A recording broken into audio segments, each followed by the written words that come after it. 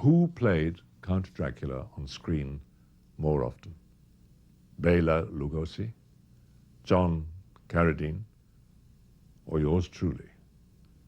The answer, surprisingly, appears to be me.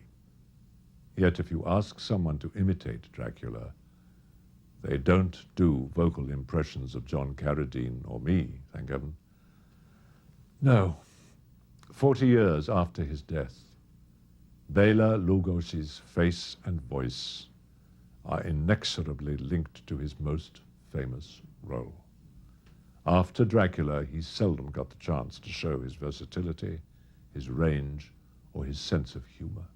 The film was released in 1939, which proved to be a good year for Lugosi, and returned to England for one of his grimmest films, The Human Monster, also called The Dark Eyes of London, from a story by Edgar Wallace. This was the first horror film that I ever saw. I was, 16, 17, something like that, barely old enough to see this kind of picture legally in Britain. Lugosi takes psychotic delight in eliminating his enemies. Lugosi, in fact, was buried in full vampire costume. Universal Pictures may have prevented Bela from playing Dracula in life, but they couldn't stop him from playing Dracula in death. His dream was that audiences around the world would respond to a Technicolor remake of Dracula. Producers scoffed. This was 1956, an age of giant insects and aliens from space. He died with this dream unrealized.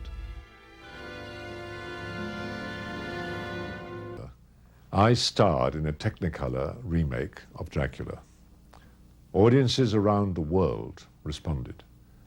Some years after that, I was given this signet ring, a duplicate of the ring worn by Lugosi when he played Dracula. I wore it in all subsequent films in which I played the character out of respect for Bram Stoker, for fans around the world, and of course, my predecessor.